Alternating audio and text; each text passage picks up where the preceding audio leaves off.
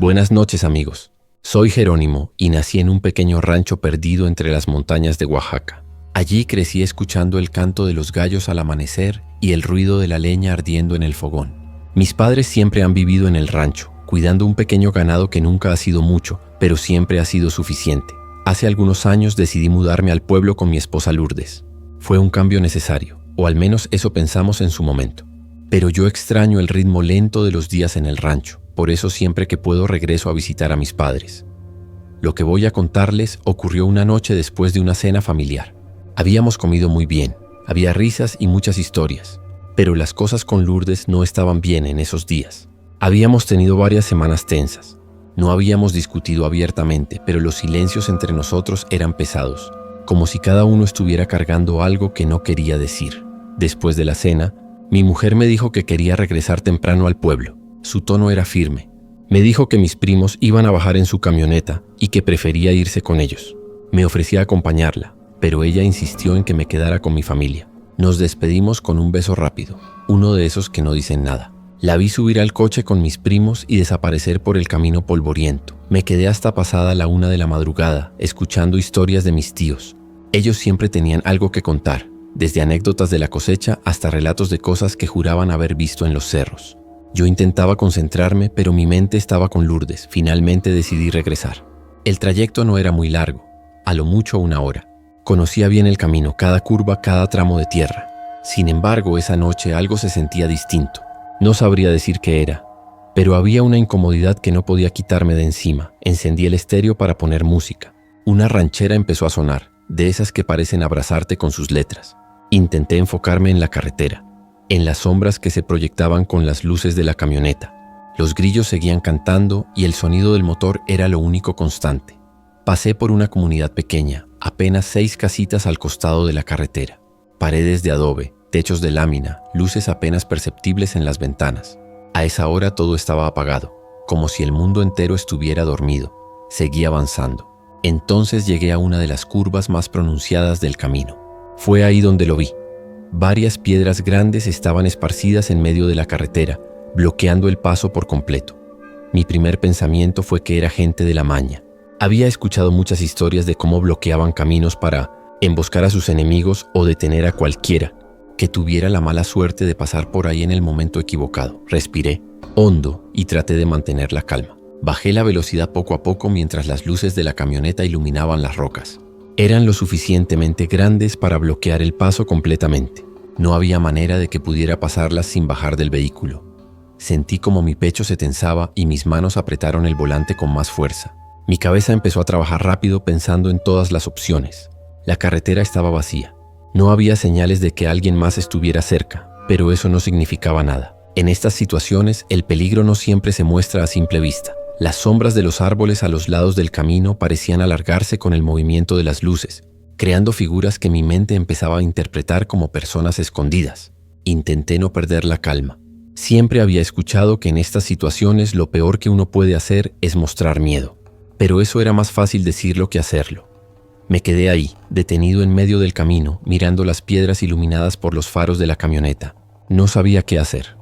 Mis manos seguían firmes en el volante, pero sentía como un sudor frío comenzaba a recorrerme la espalda. Escaneé la oscuridad a mi alrededor, esperando algún movimiento, algún sonido que confirmara lo que mi cabeza ya estaba imaginando, que alguien estaba ahí, escondido, esperando el momento para salir. Pero no pasaba nada. El silencio se mantenía intacto. Por un instante consideré bajarme y mover las piedras.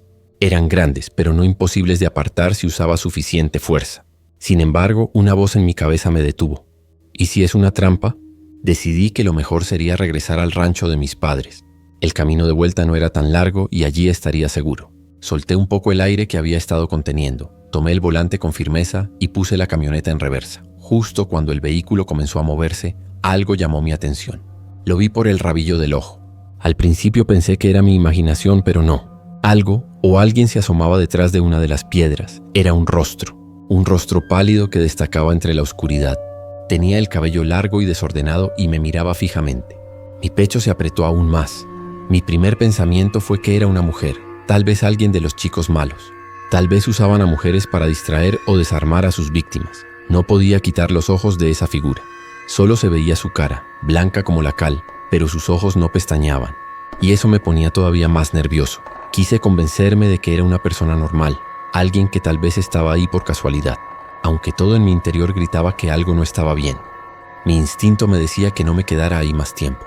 Entonces la mujer salió completamente de detrás de la piedra.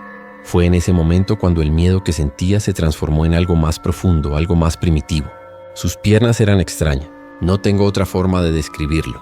Estaban dobladas hacia adentro, pero no de una manera normal, sino como si los huesos estuvieran mal formados, construidos de manera equivocada. Cada paso que daba parecía antinatural, pero a la vez seguro, como si supiera exactamente a dónde iba. Yo no entendía lo que estaba viendo. Mi mente intentaba encontrar una explicación lógica, pero nada tenía sentido. Ella no se detuvo.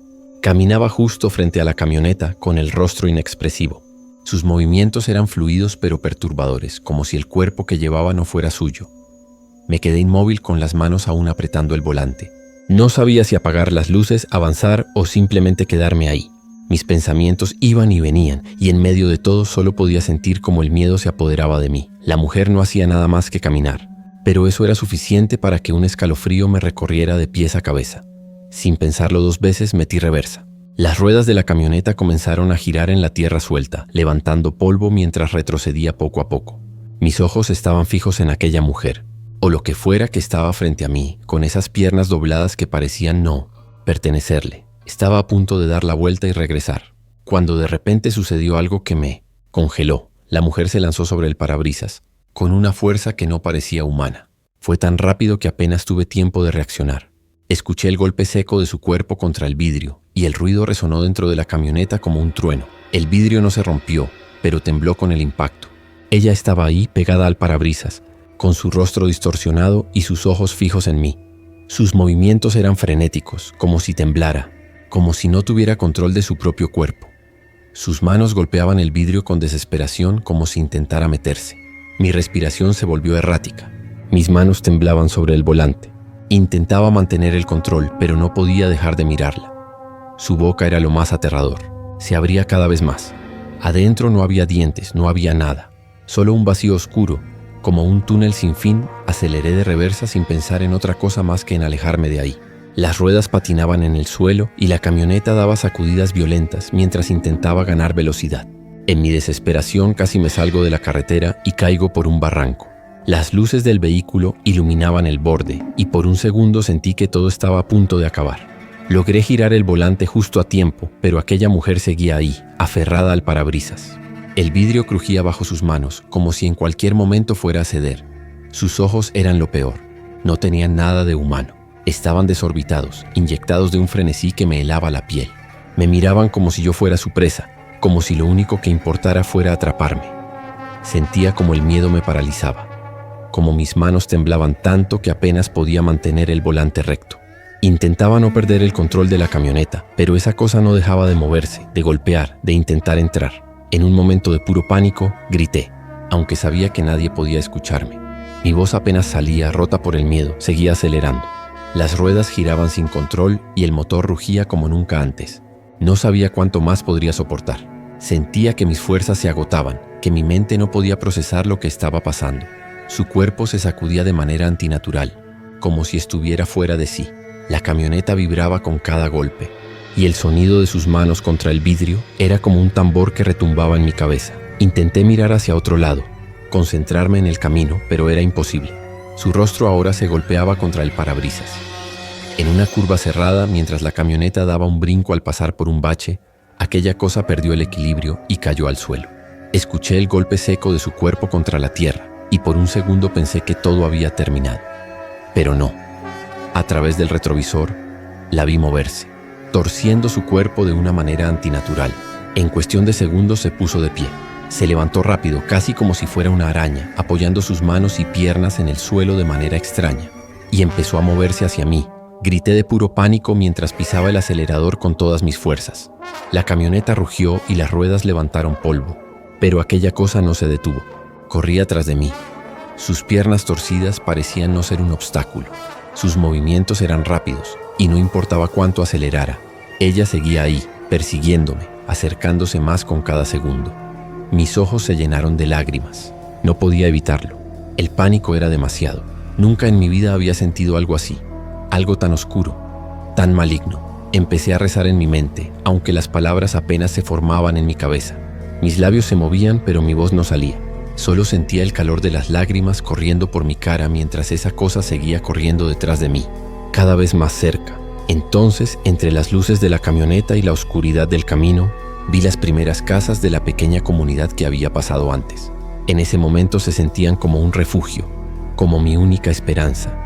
Sin pensarlo, comencé a tocar la bocina con todas mis fuerzas, haciendo el mayor ruido posible. No me importaba despertar a la gente. No me importaba nada más que llegar a donde hubiera alguien, a donde no estuviera solo. La camioneta avanzaba a toda velocidad y yo seguía tocando sin parar. El sonido era ensordecedor en la quietud de la noche, pero no me detuve. Al pasar frente a las primeras casas, vi cómo las luces comenzaron a encenderse. Algunas puertas se abrieron lentamente y las sombras de las personas se asomaron con cautela. Miré hacia atrás, buscando aquella criatura, pero no había nada. Se había desvanecido como si la oscuridad la hubiera tragado, como si nunca hubiera existido. Reduje la velocidad y detuve la camioneta justo frente a la última casa. Apagué el motor y dejé caer la frente sobre el volante, completamente agotado. Mi cuerpo temblaba de arriba a abajo y las lágrimas seguían corriendo por mi rostro. Me sentía vacío, como si todo el aire en mis pulmones hubiera desaparecido. Algunos hombres se acercaron con linternas preguntándome qué pasaba. Levanté la vista hacia ellos tratando de explicar lo que había visto, pero las palabras no salían. Mis labios temblaban y solo podía señalar hacia el camino, hacia la oscuridad que había dejado atrás, pero ya no había nada. La carretera estaba vacía, tranquila, como si aquella cosa nunca hubiera estado ahí.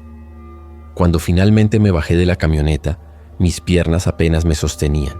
Me temblaban tanto que sentí que en cualquier momento me iba a desplomar. Fue entonces cuando lo noté. El parabrisas estaba hecho pedazos. Aunque no se había roto por completo, estaba cubierto de grietas que se extendían como telarañas por todo el vidrio. Pero lo que más me impactó fueron las manchas oscuras que había sobre él. No podía decir con certeza qué eran. Parecían huellas, marcas que esa cosa había dejado al golpearlo frenéticamente.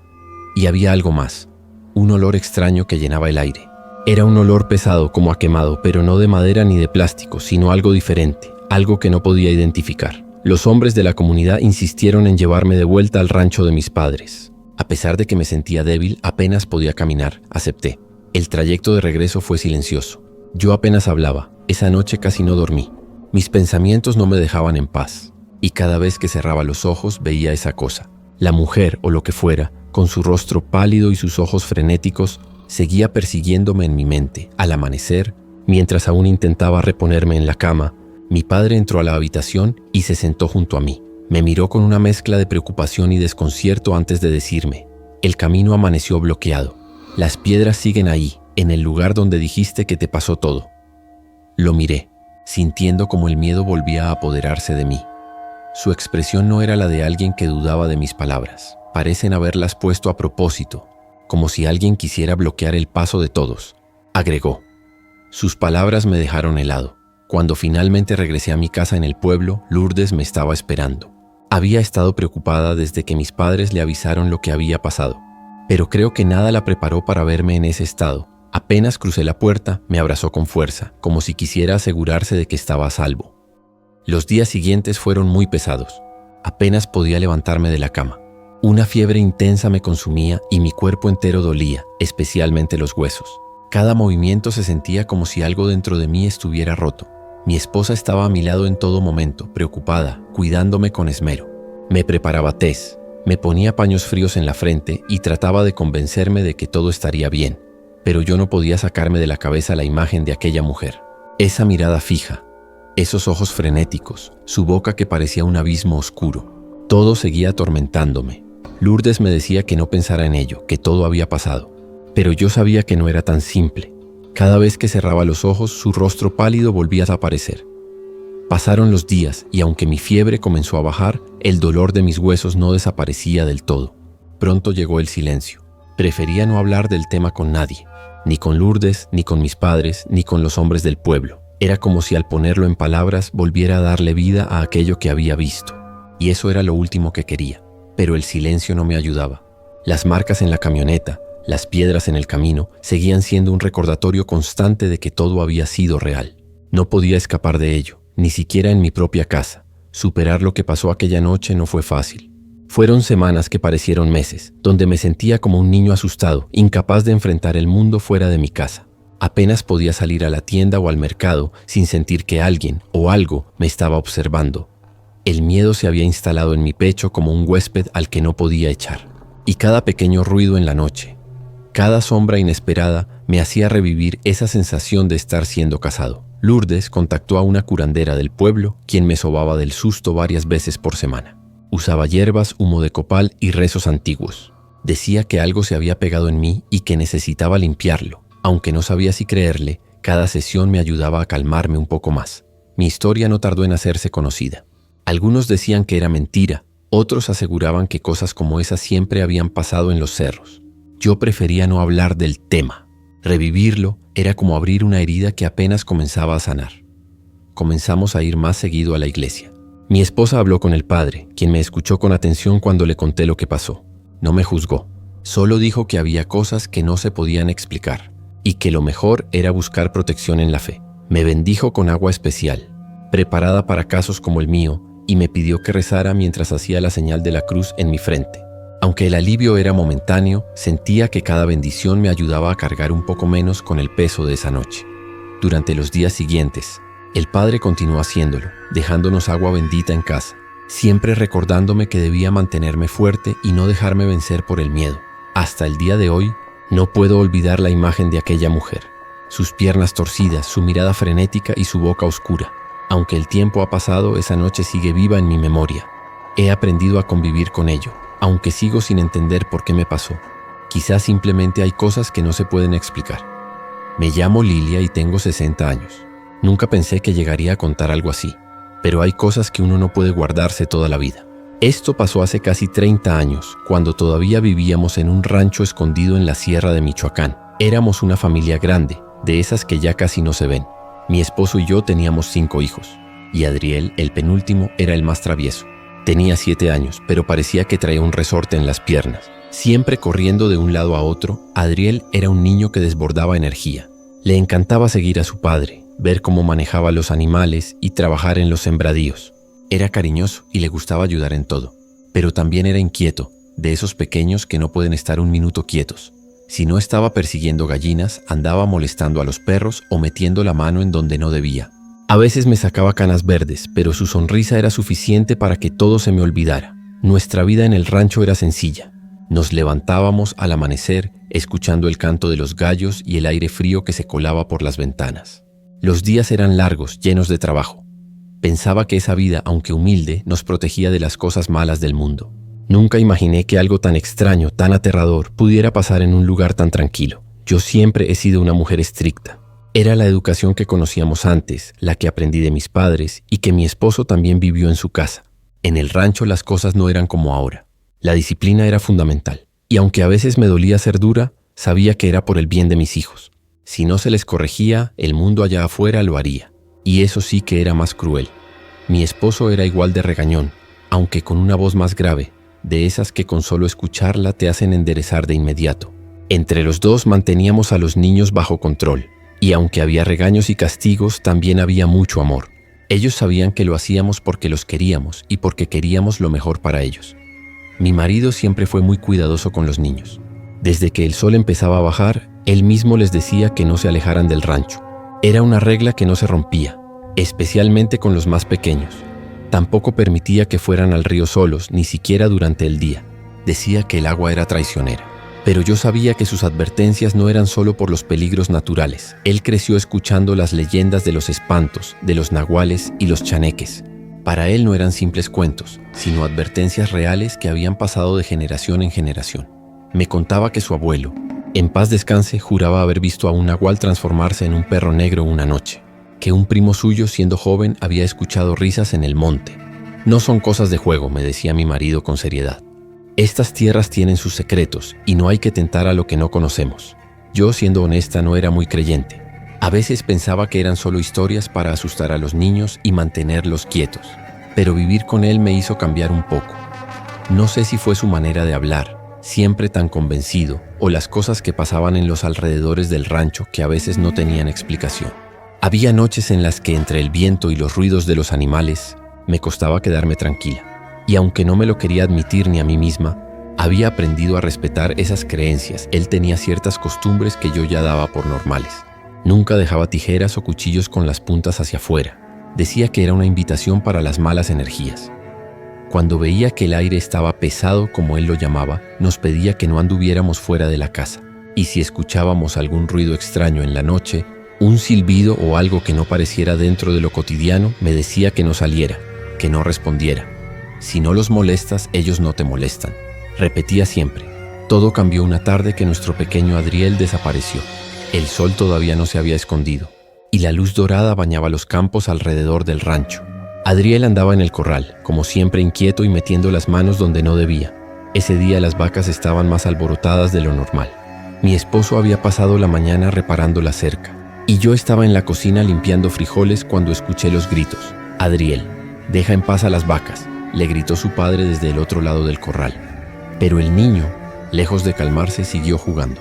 Tomó un palo y empezó a moverlo frente a los animales como si quisiera asustarlas. Se reía a carcajadas mientras se movían inquietos de un lado a otro. No sé si fue por accidente o si lo hizo a propósito, pero de pronto escuché un ruido seco, como si algo pesado hubiera caído. Salí corriendo y allí estaba, la puerta del corral tirada en el suelo. Las vacas, sin perder tiempo, salieron disparadas hacia el monte, dejando una nube de polvo tras de ellas. Mi esposo, que ya estaba molesto, se puso furioso. Caminó rápido hacia Adriel, y aunque no le levantó la mano, su voz fue suficiente para que el niño entendiera que estaba en problemas. «Mira lo que hiciste, chamaco. Ve y escóndete, porque cuando regrese me las vas a pagar», le gritó con esa voz grave que hacía temblar hasta a los más grandes. Adriel se quedó paralizado por un momento, con los ojos abiertos como platos. Luego echó a correr hacia la casa. Lo vi entrar llorando, con las mejillas húmedas y los ojos rojos. Se me acercó y me abrazó fuerte, escondiendo la cara en mi delantal.